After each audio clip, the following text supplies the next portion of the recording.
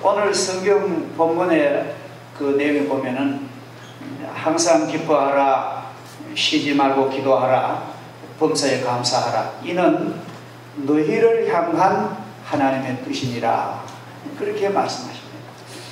우리 성도들의 최고 관심사는 하나님의 뜻이 뭘까? 늘 그렇잖아요, 그렇죠? 여러분의 저도 하나님의 뜻이 어떤 것일까 한데, 오늘 성경에 분명히 말하기를 여러분 한 사람 한 사람 우리 모두가 나를 향한 하나님의 계획과 하나님의 뜻은 우리가 기쁨으로 사는 거예요.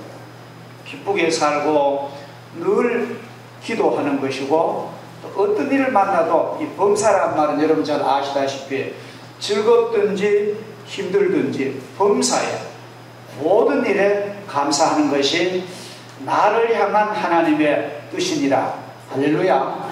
성경은 이렇게 중요한 걸 우리에게 제시하십니다. 우리가 복이라는 건 뭡니까? 뭐 소득이 많다고 그것이 복입니까? 그러면 고대광실 문전높다 가진 사람이 다 행복할까요? 지금으로 말하면 고급 맨션을 가지고 부유한 계층만 되면은 그것이 행복합니까? 성경은 그런 말 하지 않습니다. 육선이 집에 가득하고도 다투는 가정보다 마른 떡 한 조각 채식을 해도 화목한 가정이 행복하다고 성경 그렇게 말하십니다.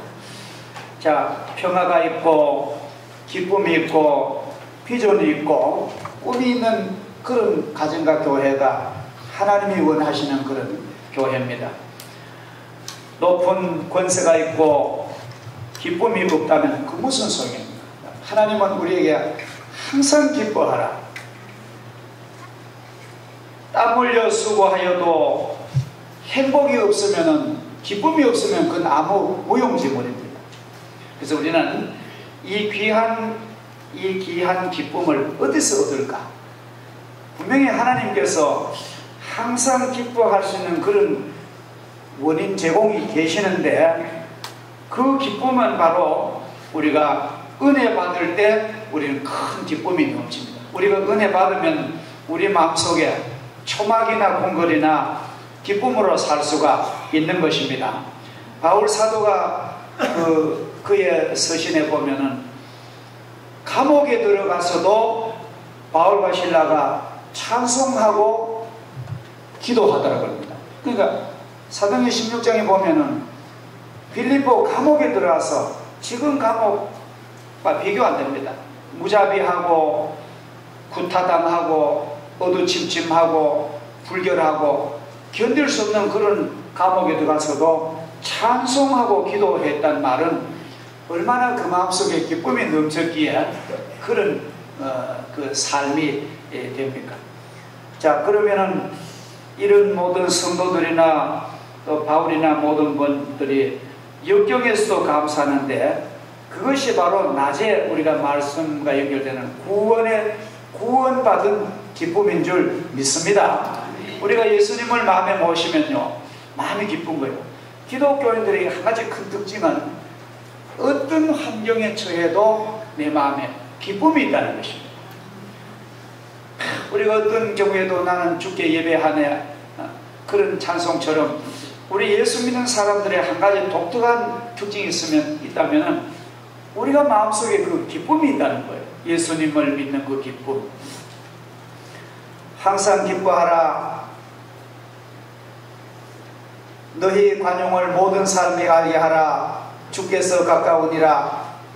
모든 성도를 향하여 너희 간구를 너희 기도와 감사함으로 아뢰라. 그리하면 모든 지각에 뛰어난 하나님의 평강이 너희 마음과 생각을 지키시리라. 우리 성도들은 실패해도 마음이 기쁩니다. 우리 성도들은 어떤 사업이 어떤 경우에 실패해도 기쁜 거예요. 당신 그 사업 그렇게 사업이 몰락하고 사업 기뻐서 얼마나 힘듭니까? 아니요. 마음의 기쁨이 왜? 앞으로 성공할 하나님 신 소망이 내일 있습니다. 우리는 그렇게 생각해야 됩니다. 또 우리 성도들은 어떤 경우에 어떤 경우에 우리 충격받고 상처를 받아도 우리는 그렇게 좌절하지 않습니다. 왜냐하면 회복할 예수님의 능력 주심과 기회가 있는 것입니다. 우리 성도들은 병들어도 기뻐해야 됩니까? 왜입니까? 주님께서 고쳐주실 그런 소망이 우리에게 있기 때문인 것입니다. 그래서 우리는 항상 기뻐하는 것이 우리를 향한 하나님의 뜻입니다. 그래서 우리 성도들은 한 번도 막 이 얼굴을 막 찌푸리고 막 내천천하 그리고 근심 걱정이 뚝뚝 떴고 그런 사람 하나도 없고 마음에 주신 하나님의 희락과 기쁨이 삶에 넘치시기를 주의 이름으로 축복합니다. 아멘. 예, 믿으면 그렇게 될 줄 믿습니다. 그 다음에는 쉬지 말고 기도하라. 이 말을 문자적으로 우리 해석 안 하고 늘 기도하는 그런 마음에서 살아가라, 그런 뜻입니다. 우리가 그 아이들이 어릴 때는 엄마만 부르면 엄마. 아이들 어릴 때 그렇죠. 그런데 조금 더 커가지고 대학생쯤 되고 하면은 고등학생이면 엄마고 어머니는 어머니 하면 조금 자기대로 뭘 좀 한다는 그런 뜻이에요. 어릴 때 하고 틀리다. 내 힘으로 뭐 앞으로 뭐 돈도 좀 벌고 뭐 괜히 그런 부부한 게 좀 있어서 어머니 말은 노숙하지만 또 하면 어머니하고 좀 사이가 좀. 근데 그보다 한 단계 가보면은 시집온 새색시가 시어머니한테 뭐라고 합니까? 시어머님. 어머니는 어머니인데 이건 상당히 거리가 있는 거예요. 설명은 제가 못하지만 또 하여튼 혈연을 떠난 어머님 할 때는 듣기는 엄마보다가 또 공손하죠. 그러나 그 속에는 상당한 간격이 있다는 것입니다. 근데 우리가 하나님을 사실 성경에 보면요, 아버지보다가 더 가까워요.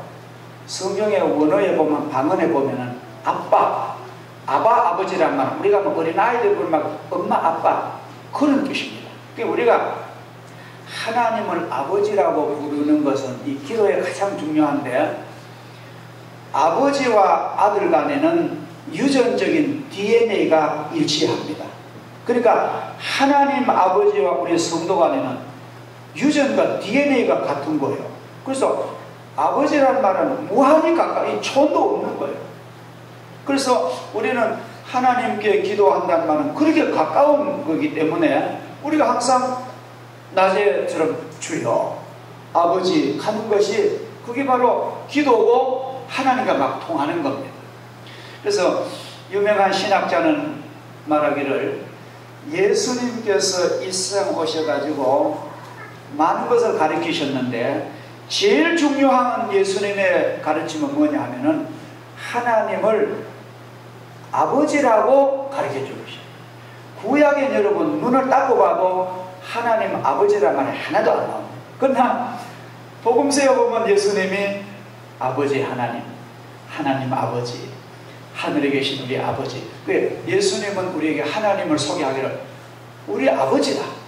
그러니까 아주 우리 유전인자가 같은, 그러니까 아빠, 아버지. 우리가 하나님을 그렇게 우리는 신뢰할 수 있고 우리는 하나님을 축복을 받을 자격이 있는 거예요. 왜? 아들이기 때문에. 여러분은 하나님의 자녀 아들이기 때문에.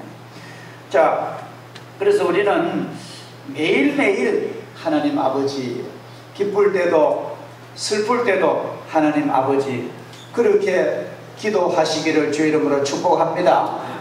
여러분도 잘 아시는 그 너는 내 것이라는 그 책을 쓰신 원종수 박사, 그 유명한 은혜 많은 원종수 박사가 너는 내 것이라는 그런 책을 제가 쭉 보니까 그 원종수 박사가 저 충남의 그 고향인데 어릴 때, 아주 어릴 때 중고등학교 다닐 때부터 어머니를 그냥 따라서 하다 보니까 새벽기도를 배운 거예요. 그 어머니가 늘 자기 섬기는 교회 새벽기도를 하십니다. 그러니까 이 아들이 어릴 때 학생 때 어머니 따라 교회 가다가 그게 신앙이 그만 습관화된 거예요. 지금 미국에 큰 그 디트로이트 유명한 대학병원에 그 암 전문의로 있는데요. 한 번은 미국에서 아주 유수한 병원에서 우리로 말하면은 우리나라로 말하면 삼성이라든지 아산병원 같은 그런 규모의 큰 병원에서 의사만 한 3,000명 있는 병원이라. 그 병원에서 원종수 박사를 스카웃을 하는 거예요. 당신 우리 병원에 오면은 많은 월급을 연봉을 주고 하겠다는데. 근데 그 원종수 박사가 그 병원을 가만히 가려고 살펴보니까 새벽 기도를 못 하겠던 거예요. 밤이 늦도록 근무를 해야 되고 새벽 기도를 마음대로 못 가는 그런 그 시스템이더라는 거예요. 새벽에도 뭐 이제 돌아간 근무. 그래서 그렇게 좋은 자리를 노했대요. 모두 다 동료 의사들이 당신 왜 그러냐고, 그렇게 좋은 자리를 왜 그렇게 하느냐고. 그런데 놀라운 건 그 책에 보니까요, 그 병원을 노하고 나니까 하나님께서 미국의 암 환자를 6,000명을 보내드려요. 고정 병원에 암 치료받는 사람. 그러니까 막 그냥 난 것이죠. 그래서 오늘 내가 이렇게 된 것은 하나님의 은혜입니다. 기도의 그런 열매입니다. 그런 감정을 보고 얼마나 마음에 감동받은지 모릅니다. 그래서 우리가 여러분들 절대로 낙심하지 마시고 성경을 액면 그대로 믿고 기도하십시오. 하나님은 우리의 필요만 아니라 우리가 생각지 못한 것까지 하나님은 채우실 줄 믿습니다. 이번에 여름 귀한 행사를 앞두고 우리는 이 세상 사업이 아니에요. 우리는 하늘의 사업입니다. 이게 마귀는 제일 싫어하는 것이 아마 우리 여름만 되면은 우리 2세들을 신학 교육입니다. 근데 우리는 기도 많이 하면은요, 이번에 마귀 사탄의 그 공격에서 그냥 무찌르고 우리는 생각지 못한 소득을 하나님이 선물로 주실 줄을 믿습니다. 이번에 우리 교사님들 무릎 꿇고 기도를 많이 하시기 바랍니다. 마지막으로 하나님께서 오늘 우리들에게 범사에 감사하라 이렇게 말씀하십니다. 감사하지 못하는 사람이 가장 어리석은 사람입니다. 은혜를 받았으면서도 부모의 은혜와 또 선생님의 은혜와 또 주님의 귀한 사랑과 교회의 은혜를 받은 사람이, 은혜를 저버리는 사람이 가장 불행한 사람입니다. 이것은 말로만 되는 것이 아니고 어릴 때부터 신앙 교육이 되어야만 범사에 감사할 수가 있는 것입니다. 하여튼 감사하는 사람은 하나님께서요 길을 열어주십니다. 그 영국의 어떤 농부가 산길을 가다니까 막 우는 소리가 나는 거예요. 신음하는 소리가 나는 거예요. 그래서 이 농부가 이 산속에 이게 무슨 소리냐 싶어서 그 신음하는 소리를 가까이 가보니까 큰 함정에 그 웅덩이에다가 호랑이 한 마리가 그 빠져가지고 나오려고 사료를 다 지쳐가지고 거기에 앉아 우는 거예요. 이제는 이제 죽었다고 이제 잠고 자기라고 우는데 그 농부가 왜 너무너무 안 되는 거예요. 그래서 기술을 가지고 나무를 끊어가지고 그 호랑이가 그 올라오도록 비스듬하게 이제 올라오는 다리를 놔준 거예요. 그리고 호랑이가 이제 그 죽을 웅덩이에 빠졌다가 올라와가지고 얼마나 고맙겠어요. 막 절을 하고 가야 되는데 호랑이가 하는 게 살려준 농부를 그래도 막 배가 고프고 막 근데 내가 너를 잡아 먹어야 되겠다. 그걸 막 잡아먹으려 그럽니다. 그래가지고 농부가 하도 어이가 없어가지고 아주 호랑이를 설득을 시켰습니다. 이게 이제 그 이솝 우화에 나오는 내용입니다. 제가 조금 내용은 똑같은데 좀 다른 이래 각색을 합니다. 근데 그래 농부가 호랑이를 설득을 해가지고 나를 잡아먹는 건 잡아먹는 건데 나를 잡아먹는 게 마땅한지 소한테 한번 물어보고 하자. 그래 이제 호랑이가 호랑이하고 농부하고 둘이 소한테 갔어요. 소한테 가서 물었습니다. 소야 이만저만데 이 호랑이가 날 잡아먹는 게 맞느냐 하니까 잡아먹는 게 마땅하대요. 그래가지고 농부가 정신띠기고 왜 그러냐 물으니까 그래 나를 죽도록 일 부려먹고 마지막 일 못할 정도에 날 잡아먹으니까 그런 사람은 잡아먹어. 소 입장에서는 잡아먹어. 그래 농부가 이제 죽었다 싶어서 그럼 한 번만 더 호랑이를 설득해가지고 이번 여우한테 가서 물어보자. 여우한테 가서 얘기를 하니까 여우야 이 호랑이가 내가 이만저만 이렇게 은혜 베푸는데 날 잡아먹는 게 맞느냐 하니까 잡아먹는 게 맞대요. 그래 왜 그런데 하니까 이 사람들은 나는 내 생명인데 자기들 목도리 그까지 안 해도 되는데 목도리 하려고 날 잡아가지고 가죽을 벗겨가지고 목도리 하니까 난 저런 사람들 사람 잡아먹으라는 거예요. 필요 없다는 거예요. 그래가지고 이제는 안 됐다 싶어서 둘이서 이제 잡아먹히려고 하고 이제 돌아오는데 토끼가 한 마리가 발가발튀 나오고 그래서 그 기대도 안 하고 하면 소도 국립하는 소도 안 되고 깨만한 여우도 안 되는데 이까지는 토끼 사면 무조건 안 돼 싶어. 그래도 혹시 이제 말을 해봐. 토끼야 네, 날 잡아먹니 만날 가니까 토끼가 난 머리가 나빠가지고 그런 거 잘 못 푼다 그러더래요. 그러면서 현장을 가보자 하더래요. 말만 들어 안 돼. 현장을. 그래가지고 이제 현장을 가니까 왜 있는데 가니까 호랑이 그 밑에 내려간 거예요. 현장 검증하니 그대로 해야 될 거 아닙니까? 호랑이 내려간 뒤에 토끼가 너무 빨리 걷어치워. 그래 사다리를 걷어치우니까 토끼 한 마리 너는 은혜 베푼 사람을 너 잡아먹으러 간 거야. 너는 거기서 그건 죽어야 된다고. 너 신세가 그거밖에 안 되라고. 그래 끝났다. 이게 아이들 동화에 나오는 얘기입니다. 우리는 이 세상에서도요 은혜를 모르는 인생이 참 많습니다.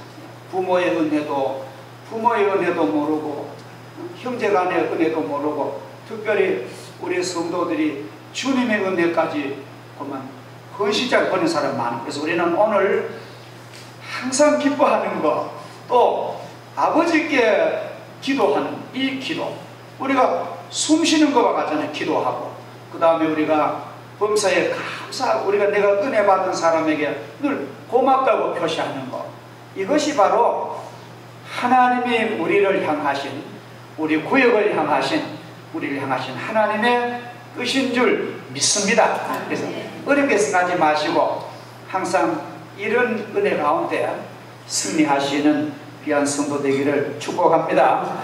기도하겠습니다. 하나님 아버지 감사합니다. 오늘 이렇게 6달 동안 전반기를 마치고 각 구역의 연합으로 함께 모여 예배드리고 또 즐거운 순서를 함께 나누고 또 예배 후에는 좋은 교제를 하게 하심을 감사합니다. 그동안 우리 구역장님과 구역권차님들과 모든 구역원들이 참으로 형제가 연합하여 함께하며 얼마나 아름다운지 아버지 꾸준하게 믿음으로 살아온 것 너무 감사하고 하나님께서 기뻐하실 줄 믿습니다. 능력을 주시고 힘을 주시옵소서.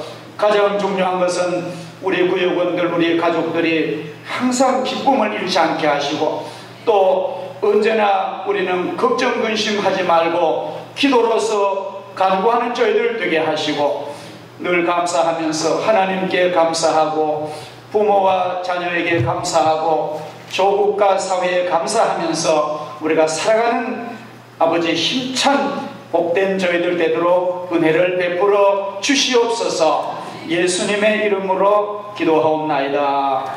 아멘.